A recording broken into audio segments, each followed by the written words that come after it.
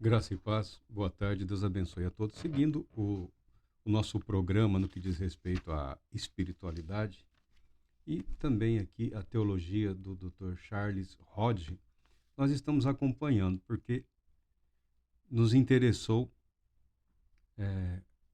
tomar conhecimento dos motivos que levaram homens inteligentes e capazes e sábios a verem com com um olhar de preocupação ou desdém a maioria dos movimentos de avivamento ou despertamento.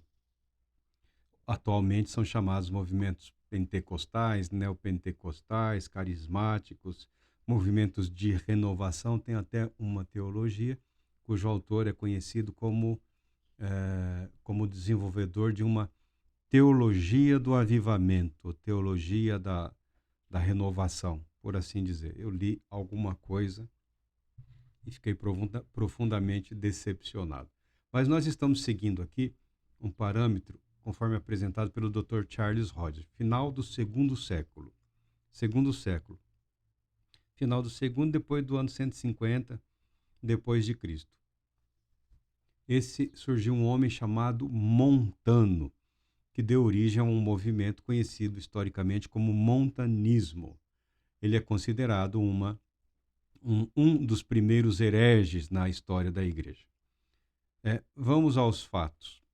Não necessariamente, porque o Dr. Charles Hodge apresenta resumido. Isso você se aprofunda quando você estuda um pouco da história da igreja. Estudando a história da igreja, você conhecerá vários personagens, né? Aqueles que estavam destruindo, os que estavam construindo e aqueles que causaram alguma impressão por algum período de tempo e os historiadores decidiram registrar. Nesse período, quer dizer, segunda metade, final do segundo século, de 101 a 200 depois de Cristo, para não correr o risco de errar por 100 anos. Primeiro século até 100, do ano 1 até 100. A história não tem zero, tá? Do 1 até 100. Segundo século, de 101 a 200. Por volta lá de 160 depois de Cristo, 170 depois de Cristo, a igreja não é mais aquela que você lê em Atos dos Apóstolos. A igreja não é aquela igreja que você lê em Atos dos Apóstolos. Não é a igreja que está naquela situação, conforme anunciado por João no livro de Apocalipse, nas profecias de Apocalipse. Cada igreja seguia o seu curso e, de um modo geral, a igreja cristã estava moldando, formando a sua identidade. Já havia um afastamento relativamente intenso. Na verdade, já havia um certo desdém no que diz respeito aos judeus cristãos, né? Nessa época, eles já estavam em uma comunidade isolada e permaneceram isolados por muito tempo. E hoje surgiu um novo movimento aí de judaísmo cristão aí que não chamou a nossa atenção ainda, tá? Mas nesse tempo, os apóstolos haviam morrido e os discípulos dos apóstolos também haviam morrido. O corpo auxiliar dos apóstolos agora eram aqueles instituídos de autoridade para conduzir a vida da igreja. A igreja passava por dificuldades no sentido de manter a sua expressão, manter a sua unidade também, muito embora já tendo ocorrido praticamente uma cisão, a igreja precisava se proteger das falsas doutrinas. Então surgiu lá alguém anunciando os livros sagrados. Marcion, tem até um cano desse homem aí, Marcion, condenado como herege. Mas numa época em que a igreja sofria pela fé em Cristo, era importante decidir quais os livros pelos quais você arriscaria a sua vida. A nossa fé está fundamentada na palavra de Deus, tá? O Antigo Testamento está lá. A Septuaginta está lá. Então, os livros do Antigo Testamento tinham. E os do Novo Testamento? Quais escritos apostólicos eram aceitáveis. Então a igreja estava envolvida nesse processo. Praticamente todos foram aceitos no início, mas teve sempre um ou outro livro que não era aceita por uma ou outra comunidade cristã. Levou um tempo para fechar essa regra, né? Esse regramento no que diz respeito ao Novo Testamento. E é o que nós temos hoje, não há mudança. Ninguém até hoje conseguiu inserir nenhum livro e também ninguém conseguiu retirar nenhum livro, carta do Novo Testamento, né? Assim nós temos o cânon do Novo Testamento. Mas naquela época ainda havia um debate nesse sentido.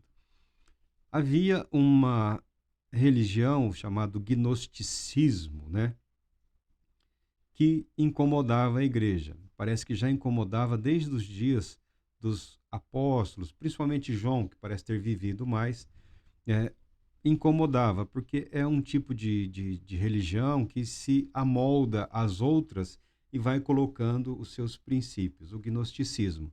A igreja também muito se debatia para combater o gnosticismo. Não havia mais os apóstolos. As manifestações do Espírito Santo, as operações do Espírito Santo, as realizações do Espírito Santo, costumeiras ou rotineiras através da vida dos apóstolos, haviam diminuído ou cessado. A regra agora era o bispo. O bispo, no princípio, quando a Bíblia fala de ancião, presbítero, pastor, mestre, são nomes diferentes para a mesma atividade. Não havia uma hierarquia. Não havia uma hierarquia. Diácono, não havia uma hierarquia. No princípio do cristianismo, Jesus Cristo, os apóstolos e todos eram auxiliares dos apóstolos, por assim dizer. Não havia uma hierarquia nesse sentido. E os apóstolos, eles não comissionaram novos apóstolos. Eles não receberam nenhuma ordem de Cristo para fazer isso. Então, os apóstolos não comissionaram novos apóstolos. À medida que eles foram morrendo, desapareceram os apóstolos. E Deus, ao que nós sabemos, pela Bíblia, pela Escritura, levantou um único outro apóstolo além daqueles 12, dos quais Judas foi um traidor, que é o apóstolo Paulo, o rabino Saul. O apóstolo Paulo é o último ordenado diretamente por Cristo Jesus. E ele também a ninguém ordenou, porque nenhum apóstolo tinha esse poder ou autoridade. Quando em Jerusalém Pedro e os demais chamaram um dos 70 para ocupar a vaga deixada por Judas, é uma questão de manter ali a estrutura, porque o Judas não poderia ser contado porque ele é o traidor. E muito do que Judas fez simplesmente apagou, desapareceu. Nós só sabemos dele como traidor. O Judas de Queriote, amado por Cristo Jesus, morreu quando ele decidiu trair o seu mestre, Jesus, o Cristo nosso Senhor. A igreja, para se assegurar da qualidade doutrinária, da fidelidade da igreja à regra de fé, ela instituiu os bispos como autoridade, ou seja, os bispos eram aqueles que confirmavam se aquela igreja ou se aquele indivíduo, se aquele movimento era ou não cristão. Não era mais o Espírito Santo. Não era mais o Espírito Santo. A autoridade estava nas mãos dos bispos. Isso era para proteger a igreja. O objetivo era proteger a igreja das falsas igrejas, né? Daquelas que se apresentavam como cristãs, dos falsos obreiros, dos falsos mestres, das heresias. A princípio, isso foi muito bom. Mas, com o passar do tempo, acabou descambando para o que se chamou legalismo. Então, nós temos aqui uma igreja que está se tornando uma instituição.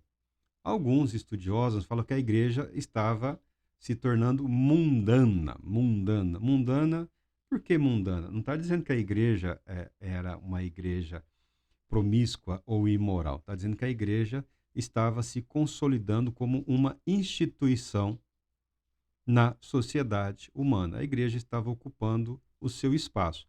Não como corpo de Cristo, mas como instituição. Sofria aqui e acolá algumas perseguições do Império Romano, ou em nome do Império Romano, mas a Igreja de Cristo estava se organizando, se fortalecendo.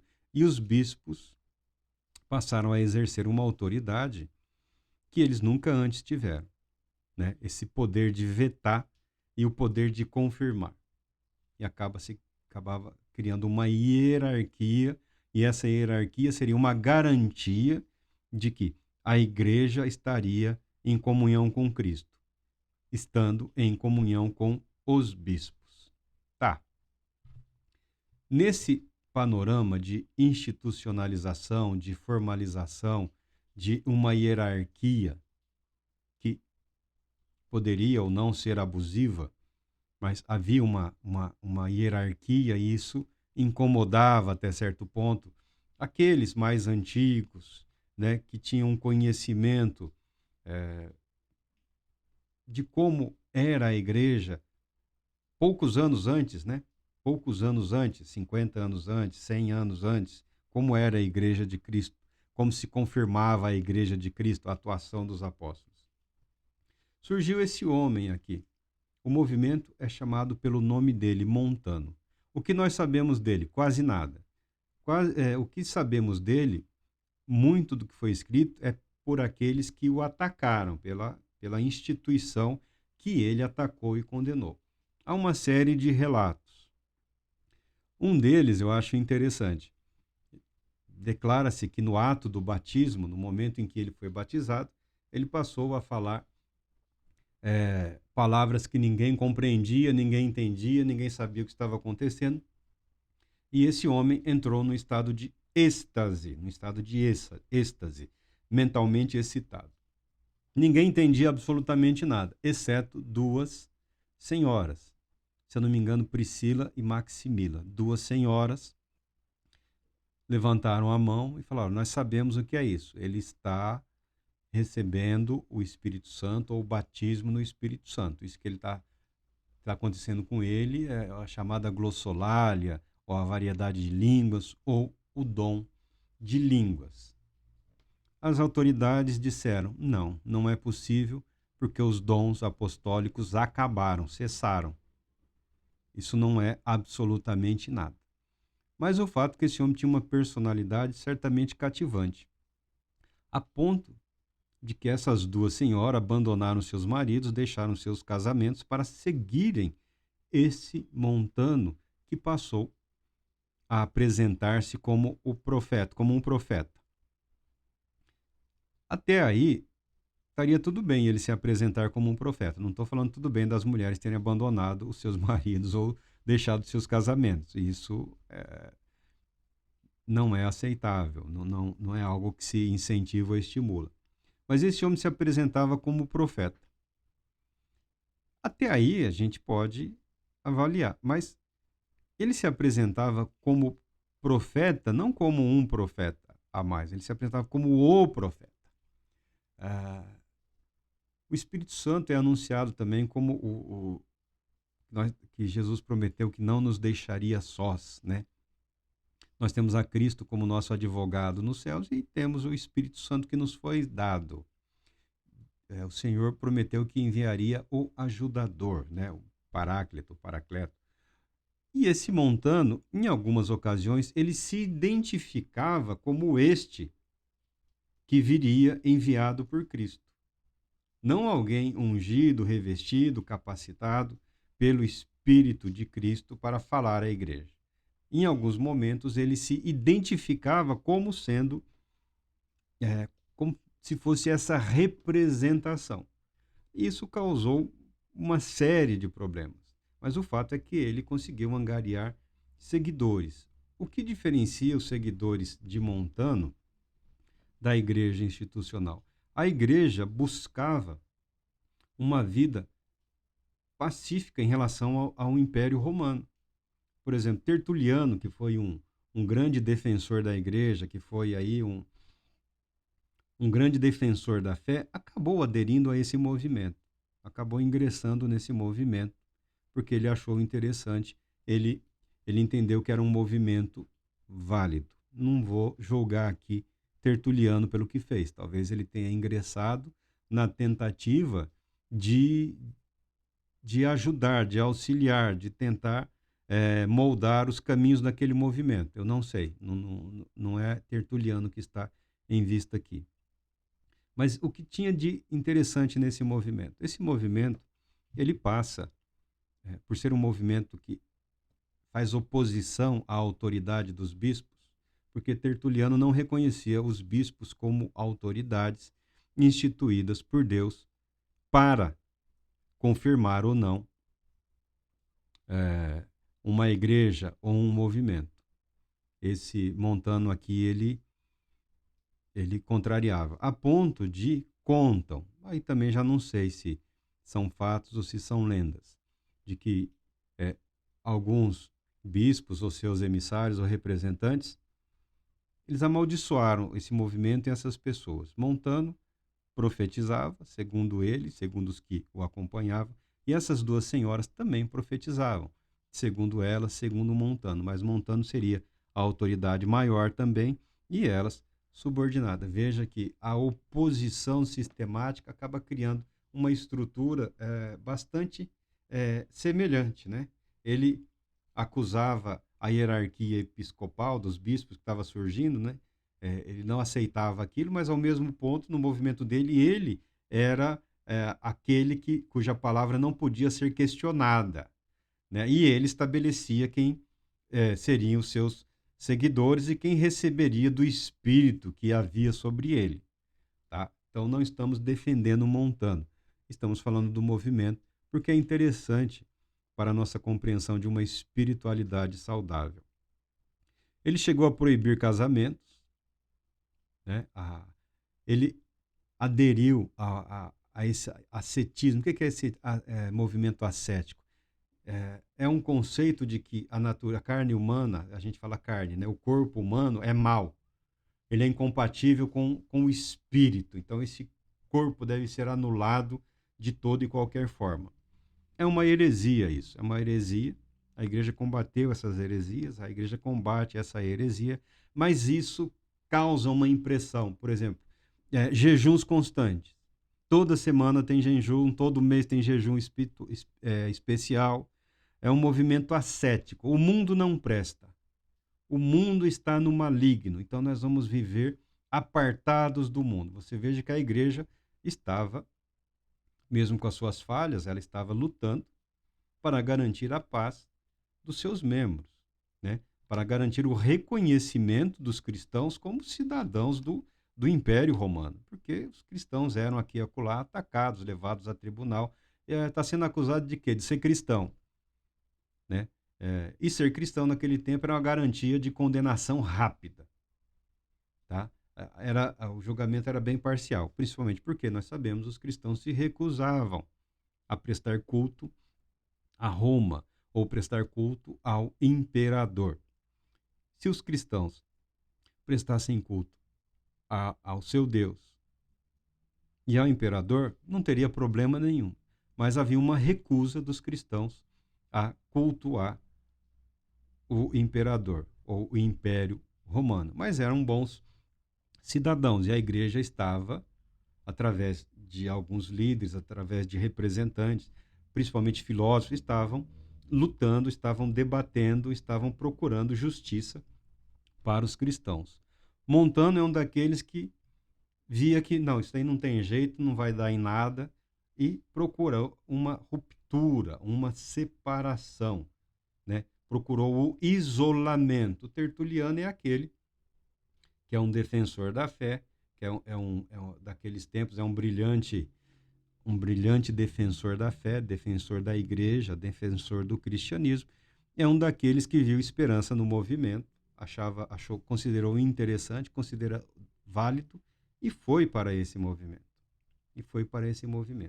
Esse para alguns é considerado a primeira ruptura da igreja. Eu discordo, não é a primeira ruptura da igreja. A primeira ruptura da igreja é com a igreja judaica, com a igreja de Jerusalém. Esse movimento é uma reação ao formalismo e é uma busca desesperada e desenfreada pela aprovação divina. O que há de errado no movimento de Montano? O desprezo não só pelos bispos, mas o desprezo pelas escrituras, pela palavra de Deus. Na cabeça dele, na mente dele, dos seus seguidores, tudo, absolutamente tudo, se resolvia através de uma revelação particular ou pessoal do Espírito Santo. Tá? Tudo mesmo, tudo mesmo. E eles se aplicavam a essa vida de oração, jejum, privação e parece que ao mesmo tempo tinham alguma intuição espiritual, mas não tinham sabedoria nenhuma. Entenderam que era um período de mudança. E eles entenderam essa mudança, e realmente era um período de mudança, né? Mas eles entenderam essa mudança como a promessa de Cristo da sua vinda. E passaram a pregar aqui e acolá que Cristo retornaria naqueles dias e as pessoas deviam se dirigir para as regiões, né, para as cidades, localidades, onde esse movimento era mais forte, onde esse movimento era mais intenso. O que nós aprendemos com Montano? Desprezar a palavra de Deus é um risco terrível para o cristão. Por mais espiritual que a pessoa deseje ser, por mais que a fé esteja fundamentada em verdades que constam da Escritura, negar a Escritura como regra de fé para orientação para as nossas vidas é um risco terrível.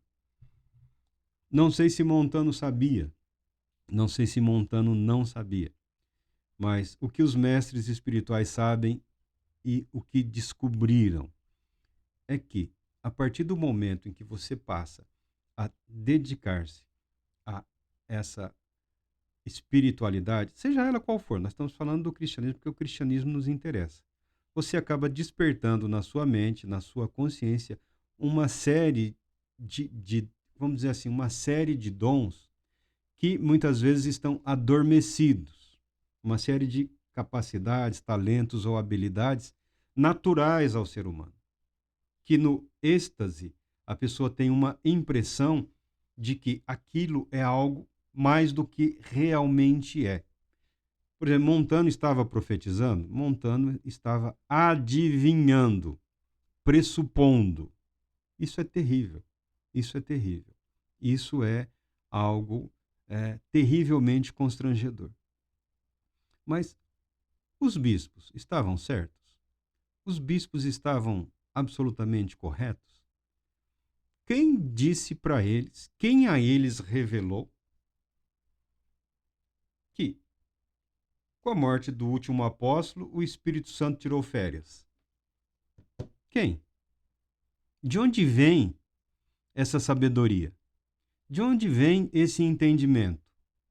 De onde vem essa convicção de que um homem passa um óleo na testa? Não, isso já é o batismo no Espírito Santo. Você já está batizado no Espírito Santo, vá em paz. Quem? Em que momento esses homens receberam também essa revelação particular? De que a autoridade institucional impõe sobre todos uma autoridade espiritual. Quem garante isso? Também você não encontra isso nas Escrituras. Também você não encontra isso nas Escrituras. Então, a igreja ela está se afastando. Montano é consequência do que a igreja estava se tornando. Uma igreja excessivamente institucionalizada,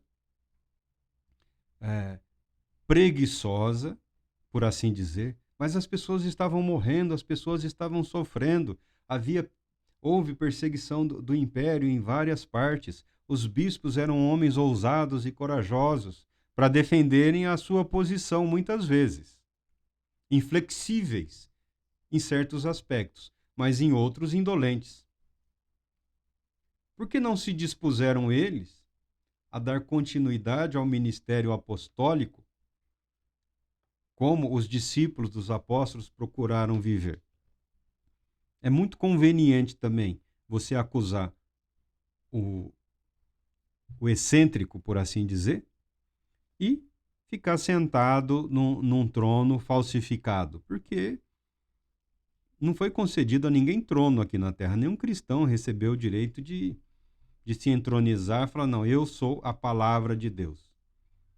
Se eu estou dizendo que é santo, é santo. Se eu estou dizendo que é ímpio, não é ímpio.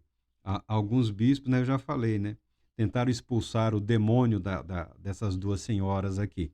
Montando, em algum momento, ele desapareceu. Provavelmente ele morreu ou qualquer coisa. Quem se dedica a uma vida de ascetismo assim, esses rigores, esse esforço desnecessário, né, acaba enfraquecendo a própria natureza, a própria mente e por aí vai. Essas duas senhoras acusadas, ele também, né, mas quanto a ele não sabemos de nenhuma tentativa de exorcismo. É aí que eu quero falar da hipocrisia, né? Os bispos tentaram expulsar o demônio, né, exorcizar essas duas mulheres e fracassaram. Não conseguiram expulsar demônio nenhum dessas duas mulheres. Não estou dizendo que demônio não havia, tá? Eu estou dizendo que os bispos tentaram exorcizar e não conseguiram e fracassaram. Você fala, mas esses mesmos bispos que dizem que a era apostólica cessou, que os dons dos apóstolos cessaram, por que eles estavam tentando exorcizar? Porque não existe dom do exorcismo. Não existe dom do exorcismo. O exorcismo é baseado no princípio da autoridade. É um princípio da autoridade. Jesus concedeu autoridade aos seus ministros, aos seus apóstolos, né? E também aos seus discípulos, para expulsarem demônios e para imporem as mãos em nome de Cristo e curarem as pessoas. Isso está bastante claro nas Escrituras. Como a cura e as manifestações do Espírito Santo eram raras, eles se valiam do princípio da autoridade, né? Amaldiçoaram aquele movimento, amaldiçoaram aquelas mulheres, disseram que elas estavam profetizando por Satanás. Ao invés de explicitar biblicamente também os erros daquele movimento, eles já eram autoridade, então negavam que era verdade. Desautorizar, teoricamente, seria o suficiente, mas fracassaram em exorcizar aquelas duas senhoras. Fracassaram em exorcizar. Esse é um risco, né, da autoridade autoestabelecida. O princípio da autoridade concedida por Cristo é para a proteção da igreja, é para abençoar o povo de Deus. Não é para exibição e não é também para ratificar a autoridade ou presunção pessoal, a auto-intitulada autoridade, né? Então nós vemos aqui que os dois lados da igreja estavam com problemas, tá? O movimento, com o passar dos anos, acabou desaparecendo. Esse negócio de revelação pessoal, revelação particular, ou seja, amanhã é quarta-feira, Senhor, o que que eu vou fazer amanhã? Você vai acordar e vai trabalhar, vai seguir sua vida.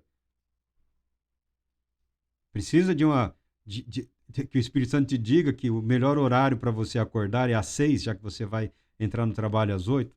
Mas tem gente nessa loucura, nessa doideira, como nos dias de Montano. A sexualidade é um problema? Não. Não. Case e seja feliz. Pode ter uma vida sexual ativa, pode ter família, a Bíblia não proíbe isso. Mas esses movimentos, e nós ouvimos de vez em quando, de um ou de outro, né? Alguém que chega e fala, seria melhor não ter casado. Isso. Eu poderia falar, tudo mentira. É tudo mentira. A pessoa não está bem consigo mesma, não tem a disciplina necessária para organizar o seu dia, a sua semana, não consegue organizar as suas responsabilidades e necessidades pessoais, familiares, sociais e ministério e culpa a família. Ele não culpa o ganha-pão porque o ministério é o ganha-pão dele, né? A popularidade dele, né? A vaidade dele não permite. Se tem problemas, eu entendo que a pessoa deixe de lado o ministério e vai cuidar da sua família. Vai cuidar da sua família. Você pode ser um bom homem de Deus, servindo a Deus com alegria na sua casa, com a sua família, com seus filhos e com seus netos. Esse negócio de, eu renuncio. Renuncia a quê? Não existe na Bíblia o direito de renunciar a responsabilidades. Se é marido, é marido. Se é esposa, é esposa. Se é pai, é pai. Se é filho, é filho.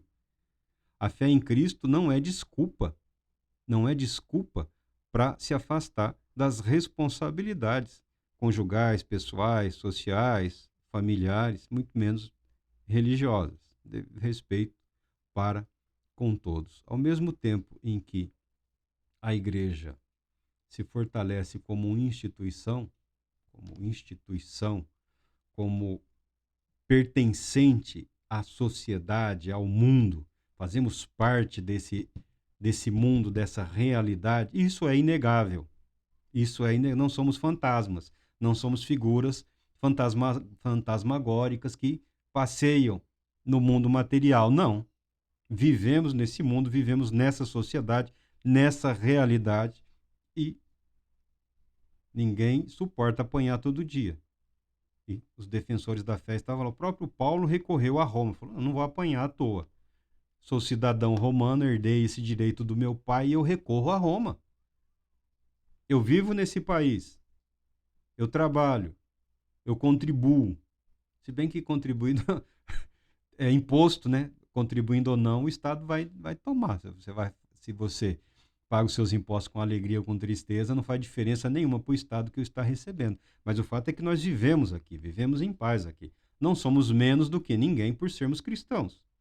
Ninguém é menos do que ninguém por ser evangélico ou católico ou praticante do culto afro-brasileiro, do candomblé, umbanda. São vários movimentos também. Não estou dispondo a falar aqui dos cultos afro-brasileiros, que eu entendo que são mais brasileiros do que africanos, né? Que criaram uma roupagem totalmente nossa, né? É uma expressividade totalmente nacional, muito embora as entidades, a mitologia tenha a sua origem no continente africano, é uma expressividade totalmente nossa. Ninguém é menos cidadão por ser espírita, tá? Ou adventista. O que a igreja institucional está gritando na época é isso. Por que estão nos punindo por acreditarmos em Deus? O que fizemos de errado? Aí o império, com o passar do tempo, acaba cedendo e reconhecendo, porque os cristãos invariavelmente tinham um bom testemunho. Até mesmo esses movimentos aqui, que alguém pode dizer que é um movimento aloprado, usando uma palavra da atualidade, até esses movimentos aqui, eles pautavam por uma vida simples, muito regrada, uma disciplina como que militar mesmo. Eram movimentos ascéticos, tá? Eles também não causavam assim escândalo. O escândalo era causado por algumas pessoas, como essas duas senhoras que deixaram suas famílias para viverem em função de um movimento que elas entenderam seria o anúncio da segunda vinda de Cristo Jesus. Olha, 1800 anos atrás. E até hoje tem gente que se atreve a falar bobagens, a adivinhar, né? Não, Deus não foi Deus que revelou, meu irmão. A sua cabeça, a sua mente. Você está misturando a sua ansiedade, a sua expectativa com a revelação da palavra de Deus. Eu vi um tempo atrás, eu fiquei assim, estarrecido, não pelo que a pessoa falou. um dito pastor, eu não sei qual instituição qual denominação, o homem estava doente, ou seja, o homem estava doente, o homem estava morrendo. Ele entendeu que Deus o ressuscitaria no terceiro dia. É só ouvir, quem conhece a Escritura sabe que ele está confundindo a promessa de Deus a Cristo Jesus com o que ele estava vivendo. A pessoa que está doente não pode ter uma fé saudável? A pessoa que está doente ou é doente pode ter uma fé saudável, desde que a sua mente esteja equilibrada, desde que a sua mente não tenha sido afetada pelos tratamentos, pela medicação. Algumas medicações alteram o estado de consciência, né? A família, aí ele cismou que ele ia morrer, mas ele ia ressuscitar, Deus ia ressuscitar ele no terceiro dia. Não era para enterrar ele. E as pessoas ficaram lá com o caixão esperando 3 dias. E é claro que o cara não ressuscitou. É claro que não faz sentido isso. Se ele falar que estava morrendo, mas ele entendeu, usa-se a expressão revelou, assim, como discerniu como sendo a vontade de Deus, né? Que na ressurreição ele estaria com Cristo. É perfeito, é lindo. Mas uma mente adoecida, uma mente alterada por medicamentos, por sofrimento, por dor, por tanta coisa, não falou coisa com coisa. Teve gente que ainda falou, mas vai que não existe isso, meu Deus do céu. Não há necessidade de sair correndo só porque alguém disse que Deus revelou. A pessoa está dizendo que Deus revelou? Não é pouca coisa. Porque quando você estuda isso, Cristo é a revelação de Deus completa. O que Deus tinha para dizer à humanidade foi dito na vida e obra de Jesus Cristo. Dizer que Deus tem algo a mais para revelar é ousadia ou dificuldade de linguagem, ou porque a pessoa não tem o conhecimento da linguagem técnica dos nossos irmãozinhos teólogos aí, que passa a vida memorizando um linguajar próprio, tá? Não há motivo para sair correndo atrás porque alguém disse isso. Pega a sua Bíblia, lê a sua Bíblia, olha na sua Bíblia, vê se faz sentido. Aquilo não faz sentido. Não tem do porquê. Em espiritualidade foi como eu disse, você aprende que algumas habilidades são dons mesmo, naturais, que Deus concedeu a toda a humanidade. Nesse estado, principalmente no êxtase que alguns buscam, hoje estão usando drogas, né? Estão usando drogas para tentar criar esse estado de consciência ampliada. É uma estupidez muito grande, porque tudo que você promove não é uma experiência espiritual, é uma experiência neuropsíquica, né? Promovido por drogas, por entorpecentes, às vezes por uma doença, uma infecção, uma febre alta. Esse estado ampliado de consciência não é necessariamente a atuação do Espírito Santo. Se bem que a atuação do Espírito Santo promove uma ampliação do estado de consciência de forma gradativa e saudável. Por isso que nós nos colocamos contra certas práticas, porque não são o mover do Espírito Santo. São como que truques de mágica, são como que recursos psicológicos, por assim dizer, que induzem as pessoas a um estado mental alterado, né? Pessoas que se aproveitam das ansiedades, dos medos, pessoas que se aproveitam das expectativas, né? A pessoa sabe, ela ouviu que ela é amada por Deus, mas nós temos uma incrível necessidade de sentir isso daí. Então, há quem aprendeu pela prática, há quem estudou para fazer isso, há quem adaptou para uma metodologia. É uma espiritualidade artificial. É como a tal da inteligência artificial, que não é inteligência. Porque se é artificial, não pode ser inteligente, né? Não faz. Mas agora todo mundo tem que aceitar isso daí, como outras coisas que estão tentando jogar goela abaixo. em nome da saúde mental, espiritual e física, eu simplesmente me recuso a aceitar uma idiotice, né, como se fosse algo válido. É louco, é insano, né? Estão vendendo aí o impossível, tá? Mas algumas pessoas aprenderam a manipular certos estados emocionais dos indivíduos e, num ambiente de espiritualidade, explora-se isso e produz-se um resultado próximo do que seria a atuação do Espírito Santo. Tragédias à vista. Por isso que eu cito o rabino, né? O rabino. Se a pessoa tem problemas, procura um médico. Envolver-se em exercícios espirituais, que envolve concentração, que envolve disciplina da memória, concentração, memória e imaginação. Se a pessoa tem problemas, ela pode agravar os problemas ao invés de ser curado. A espiritualidade buscada, desejada, ela traz os seus resultados ao longo da vida. Por isso que eu falo que a vida conta. A vida conta. O casamento conta. A paternidade, a maternidade, o trabalho, toda a jornada da vida conta.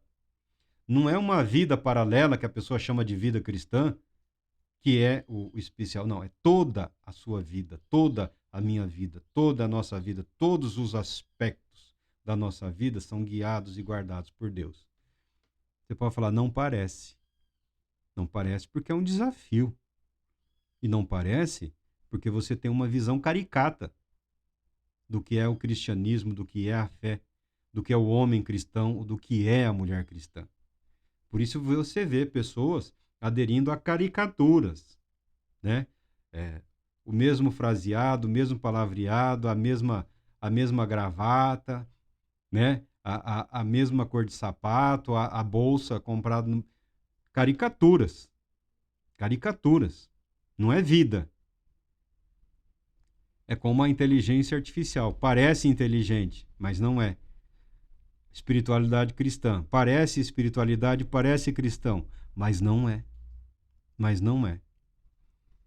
Os dois caminhos tomados nesses dias se declaravam absolutamente cristãos e, ao mesmo tempo, se opunham um ao outro de uma forma ferrenha. Os bispos diziam que os montanistas estavam endemoniados servindo a Satanás. Os montanistas diziam que os endemoniados eram os bispos, quem servia o diabo era eles. Deus, na sua infinita glória e majestade, tem conduzido a igreja ao longo do tempo, apesar dos excessos, apesar dos extremos. É claro que a instituição, quando ela angaria o favor do Estado, ela tem a tendência a permanecer, né? Porque tem os favores do Estado. Mas os movimentos como de Montano não desapareceram. Na verdade, naquela região lá, a região da Turquia, né?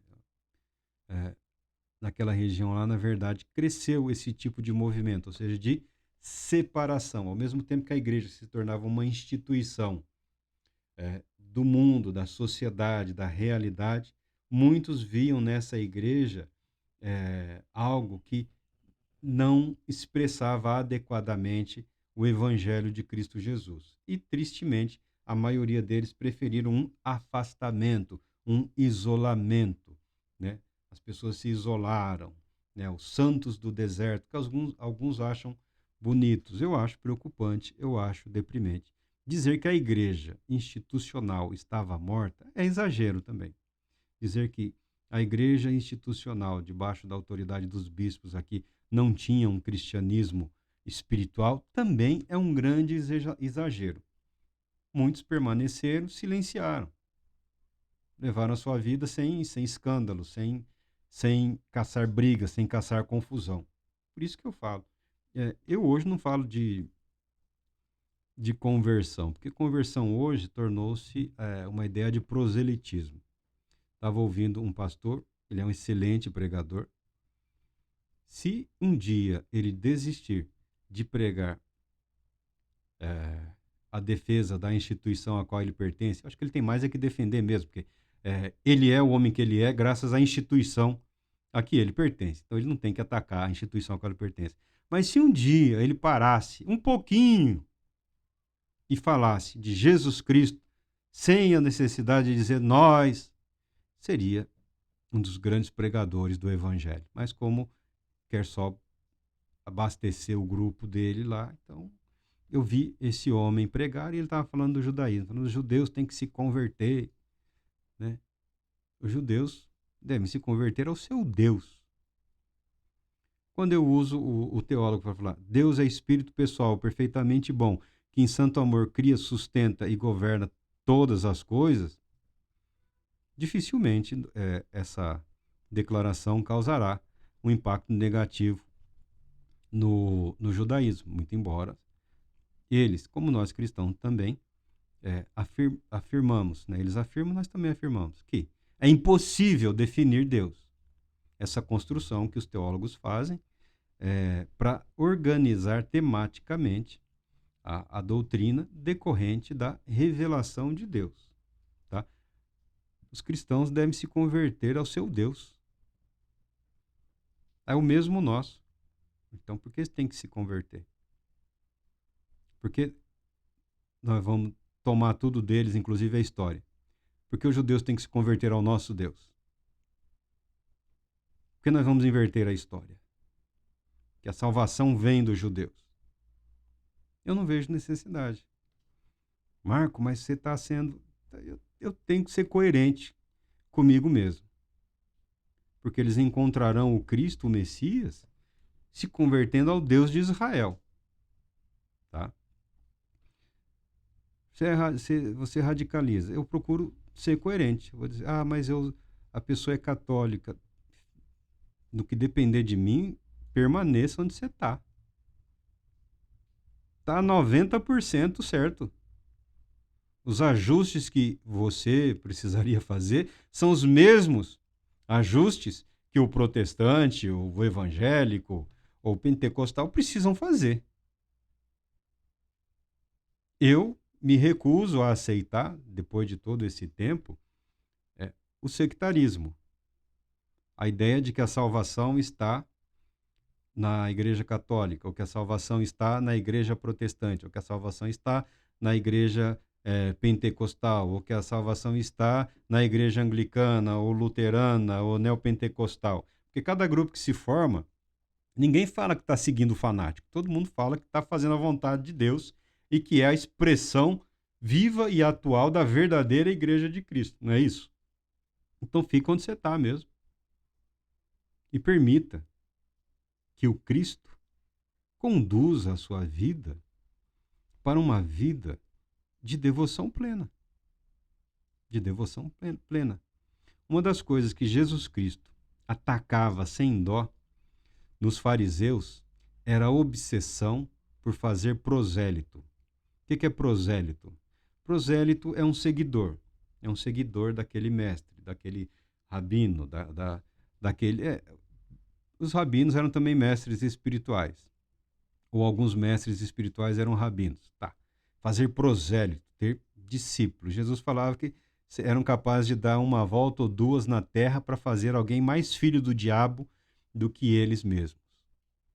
Ou seja, nunca tá bom, nada tá bom, ninguém serve, ninguém presta.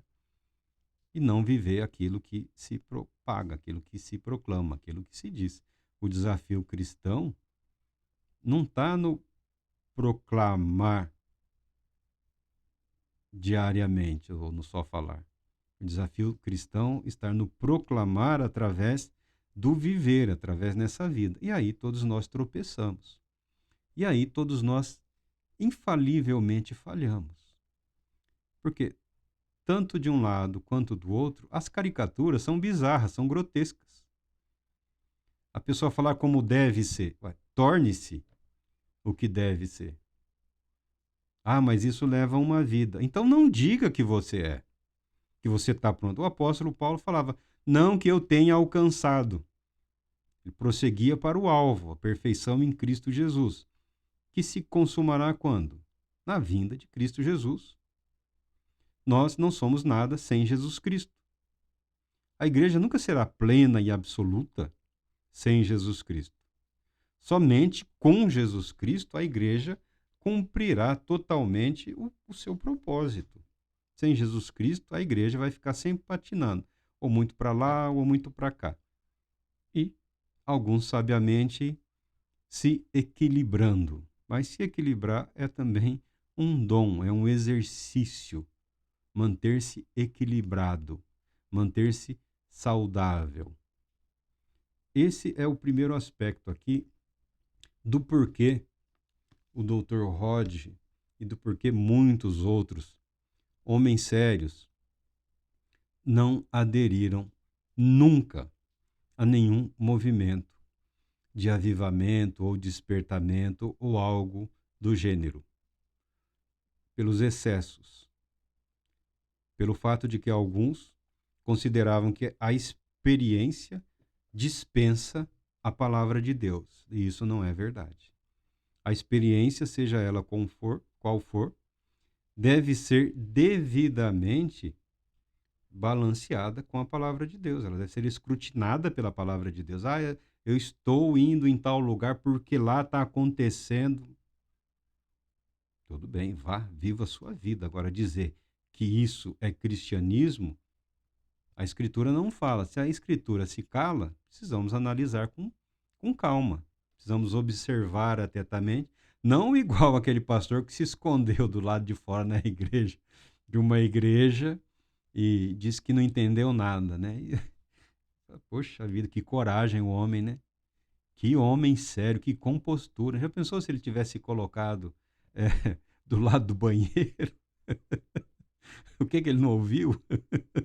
O que ele não sentiu? Ridículo. Um dos motivos pelos quais eu já falei, o rabino ali, uma coisa que nós precisamos ter é respeito. Eu não preciso concordar com a pessoa para parar para ouvi-la. Eu não preciso concordar. Mas se eu não respeito o que ela vive, o que ela fala, eu não vou perder o meu tempo, também não vou perder o tempo daquela outra pessoa. Então, porque eu peguei... Mas por que você pegou um rabino? Porque quase tudo que se fala de espiritualidade cristã, principalmente no que diz respeito à Idade Média para cá, se você parar para pensar, no que diz respeito à espiritualidade judaica, ao misticismo judaico, você já encontra tudo lá. E como eu não tenho tempo suficiente para estudar todos os movimentos de espiritualidade cristã, que são dezenas, né, e através dos séculos, eu pego o que eu entendo ser a origem, de onde tiraram, porque tem coisa que não faz, você fala assim, mas não tem como esse sujeito ter tirado isso da Bíblia. Realmente não tirou da Bíblia, ele tirou de algum lugar. Aí, conforme você vai purificando, você chega num ponto comum que eu considero adequado, que eu considero saudável, estudar algumas coisas do judaísmo para entender certas coisas do cristianismo que são difíceis, às vezes, de engolir. Mas por que isso chegou no cristianismo? De onde eles tiraram? O que eles pretendiam? É por isso que estudamos a Bíblia, os escritos sagrados, sobre a perspectiva de espiritualidade, buscando uma espiritualidade centrada em Cristo Jesus. Uma das coisas que esse jovem rabino fez foi criar um grupo de controle. Até mesmo esses homens aí, não, acabou. Mas por que acabou? Quem disse para você que acabou? Isso é comportamento dos hereges. Sábio, santo, puro. Então por que você não bate o joelhinho no chão e pede a Deus em Cristo Jesus? Senhor, se é verdade, eu quero passar por isso. Não duvidando do que o Senhor fez na minha vida. Não duvidando da tua salvação. Não duvidando dos méritos de Cristo. Não duvidando da fé que o Senhor colocou no meu coração e na minha vida. Mas aceitando o que o Senhor gratuitamente tem para me ajudar no meu viver e no meu ministério. É tão difícil fazer essa oração? É tão difícil criar um grupo de controle? Algumas igrejas aí gostam tanto de se apresentar, classe média alta, cheia de doutores, não tem um psiquiatra, não tem aí um psicólogo, não tem um neurologista, não tem um linguista, que possa te ajudar, criando um grupo de controle para dimensionar física, emocionalmente, psicologicamente o que está acontecendo na sua vida? O que pode estar ou não acontecendo? Eu sou muito cauteloso no que diz respeito a essas revelações particulares, porque nós aprendemos também a nossa mente, a nossa consciência, a nossa mente às vezes nos prega peça. Eu falo do impostor, né? Da figura caricata.